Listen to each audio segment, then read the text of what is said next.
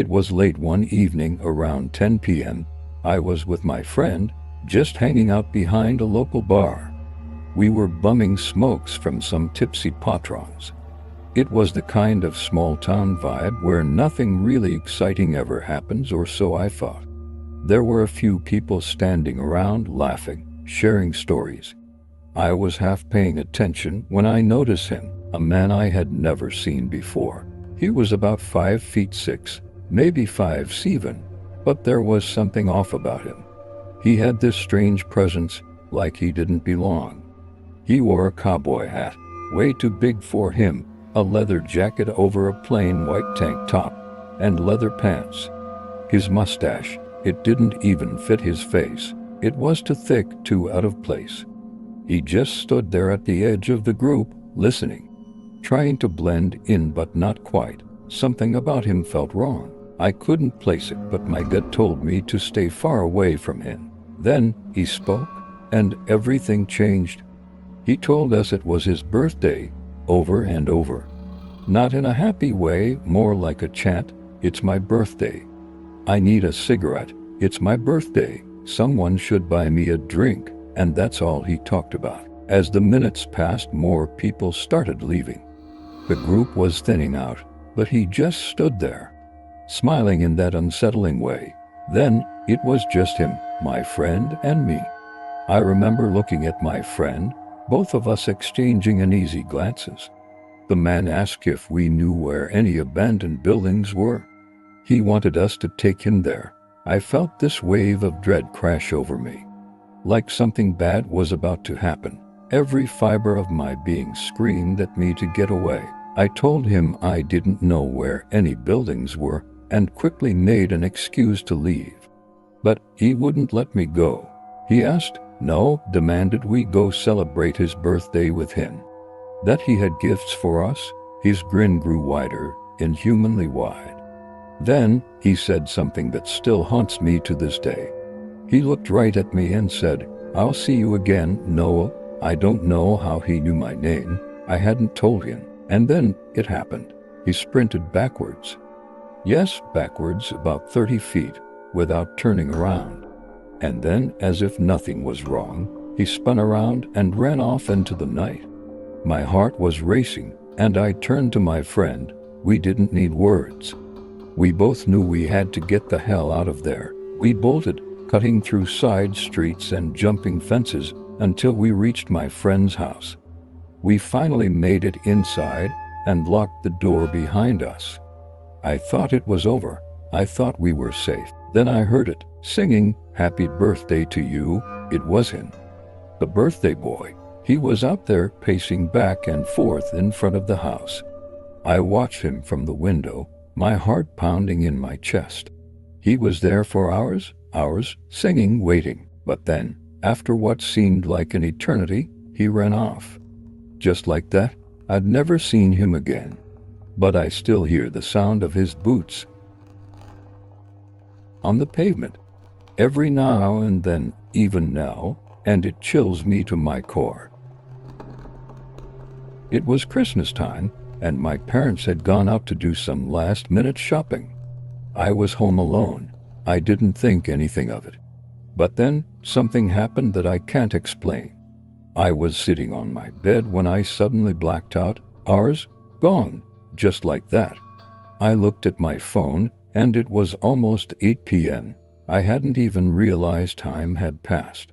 I was confused, but I shrugged it off and decided to take a shower.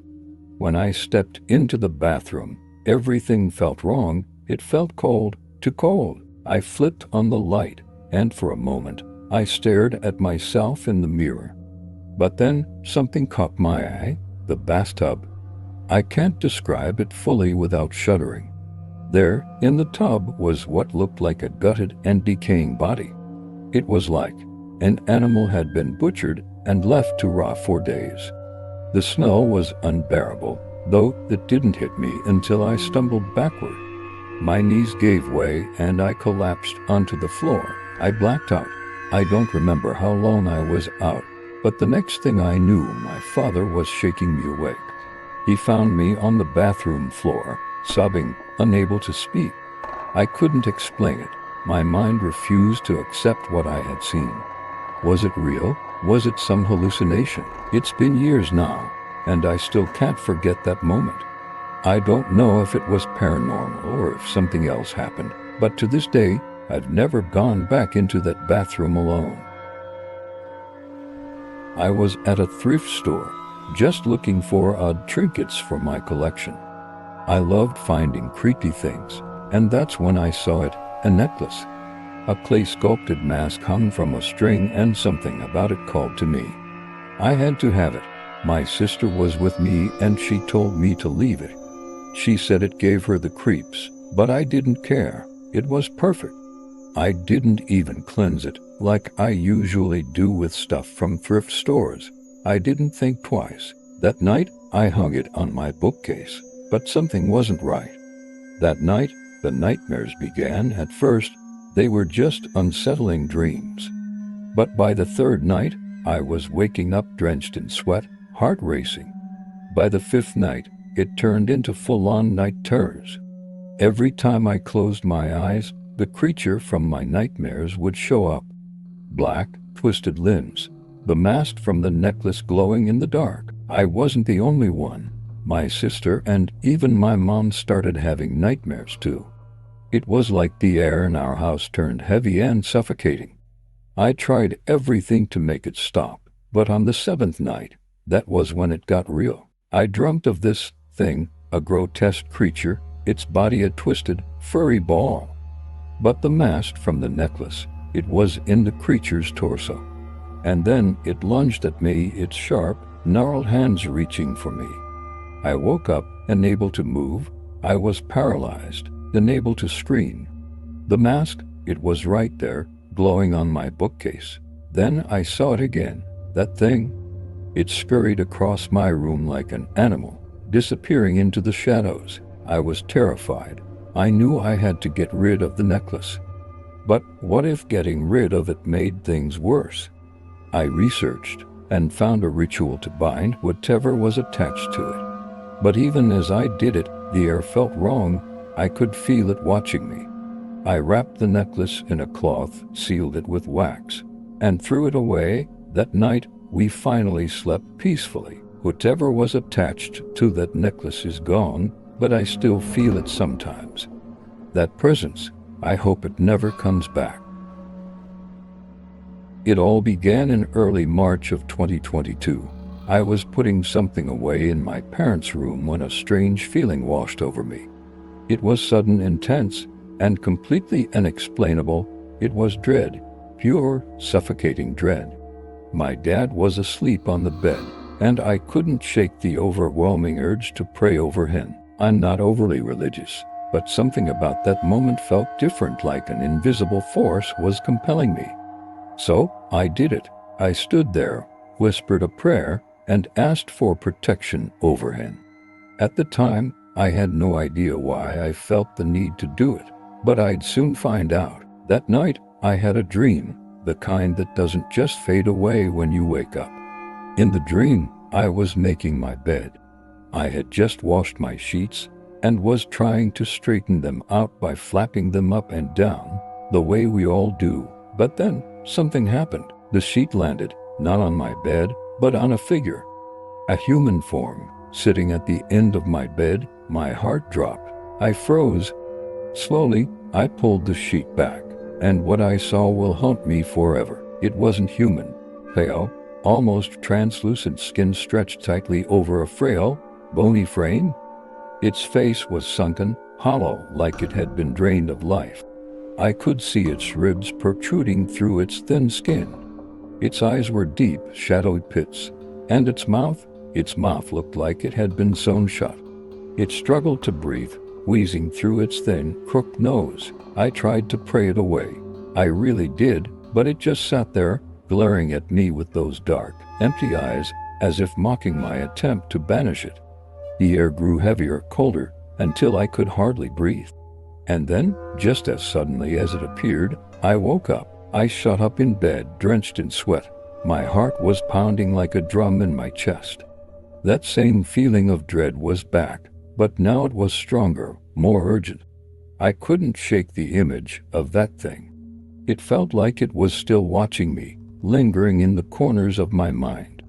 The next morning, I brushed it off as just a nightmare, a terrible, vivid nightmare.